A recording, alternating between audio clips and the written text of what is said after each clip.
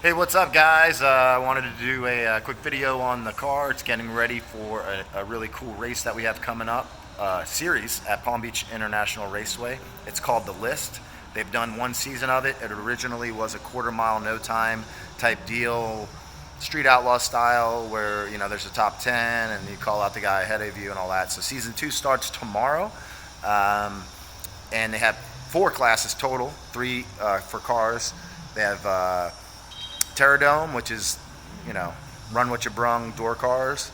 They have, I can't remember the name of that one. There's a quarter-mile one that shows time slips and everything.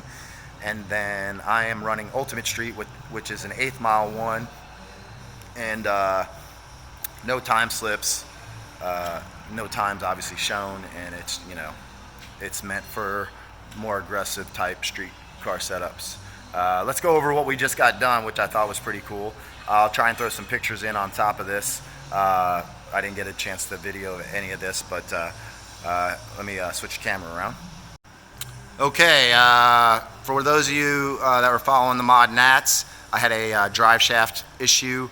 I think we had one that was a little bit too long. I think I damaged it maybe on drag week and didn't know it, and the CV joint broke. The CV joint is right here.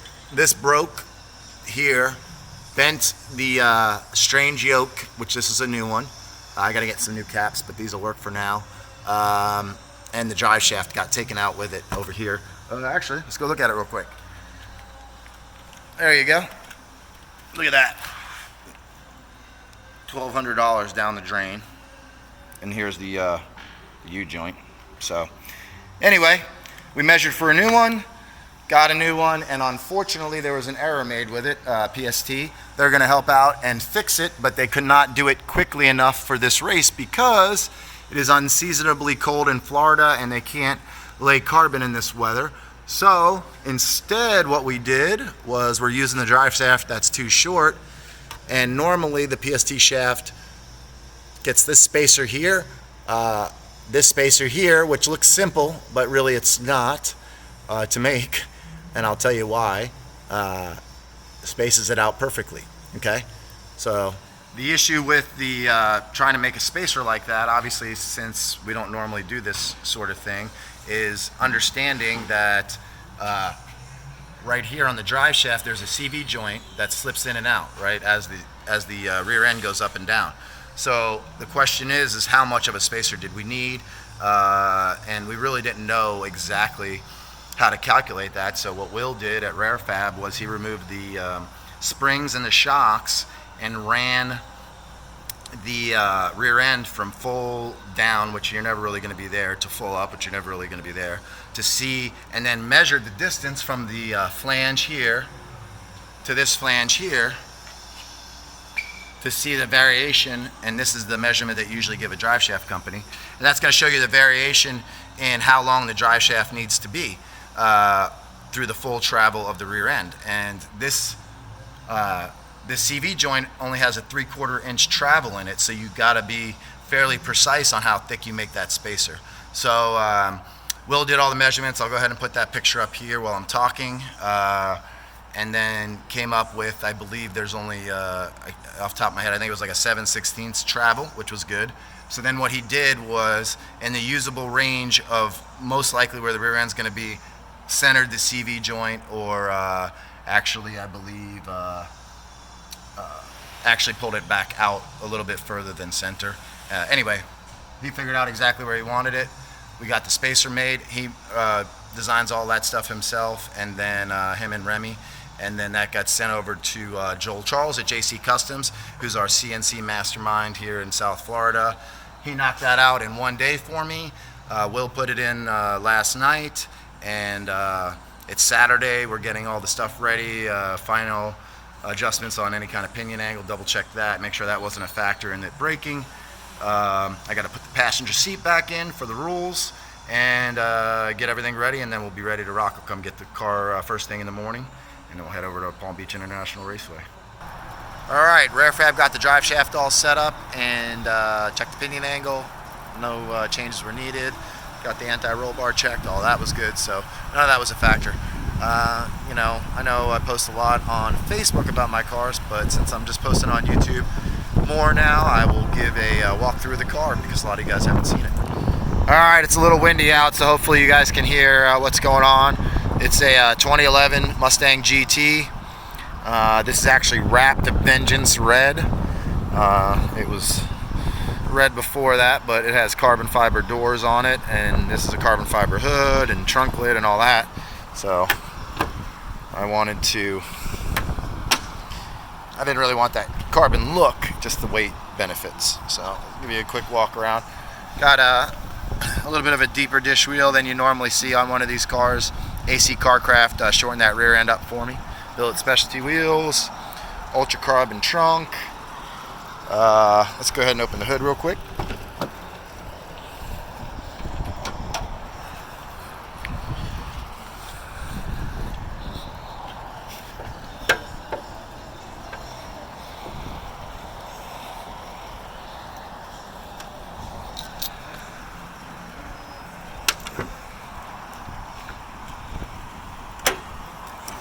Alright, there you go.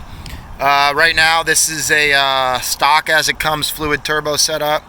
It's got Gen 1 6266 journal bearing turbos, a very small 1,000 horsepower core air to water on it, which is why we have this right now.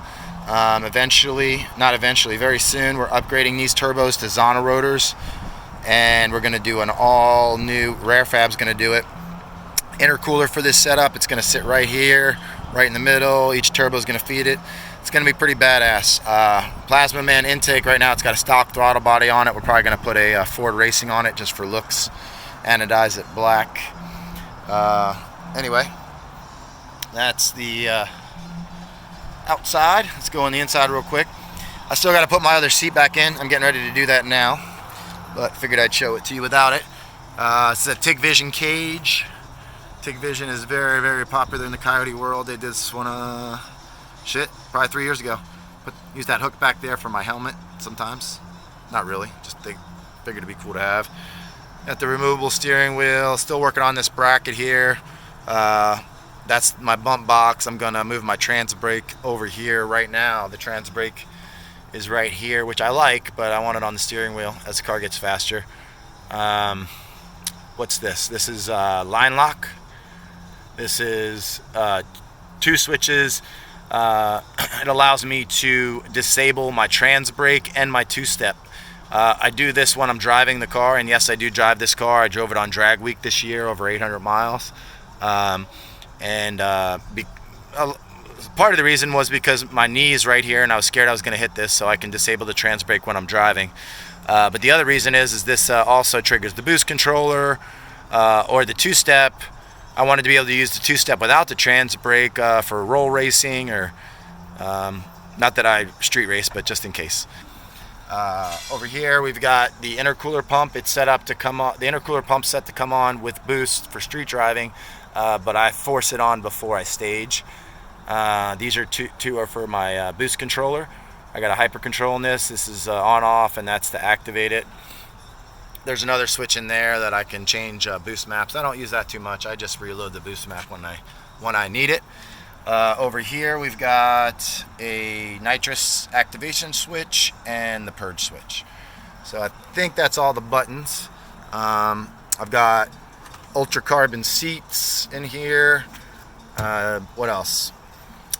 I made a video about this before, but I got these really badass double shoulder Schroth harness. I love this thing. I made a video about it before I even used it at the track. Now that I've used it at the track, I like it even better. What else? My CO2 bottles right here. That's a mount for a fire extinguisher, which honestly is too small to do anything, so I take it out of the car. I needed it in there for like the Texas Mile or something. Or not Texas Mile, the half mile. This car's never been to the Texas Mile. Like I said, the seat's got to go back in. Got all my safety equipment. What else? There's my parachute deal. Let's go ahead and start it up, see what it sounds like. Right now it has the downpipes going to the car, but that's it. For drag week I have a full exhaust with mufflers.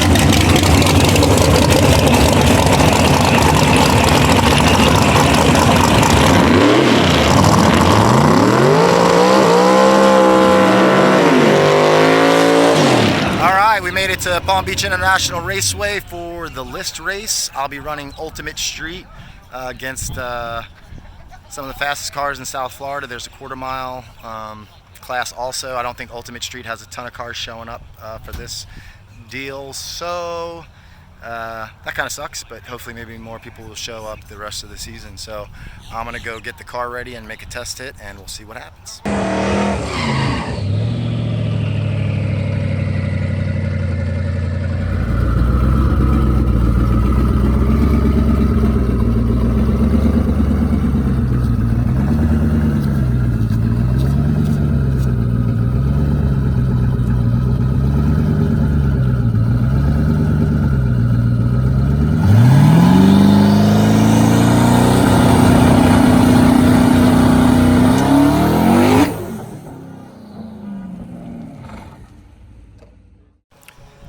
Well, that didn't go well. That was very unfortunate. Felt the same as it did at the Mod Nats when the U-joint broke, but that's not broken. It's worse. Now the trans is broken. There's a really good chance that something happened in the transmission when the drive shaft broke, or at least I hope so. It's really bad. We put it in neutral, backed it out. I thought maybe it was ring and pinion. Something obviously broke on that pass. So we decided to start it and see if I could just drive it back. It was a ring and pinion, and it felt like the world was going to end when I put it in drive, so we're done for the day, unfortunately. So we're going to load up and head out. I'll videotape a couple passes for you guys just so you see some racing, and we'll regroup for the next one.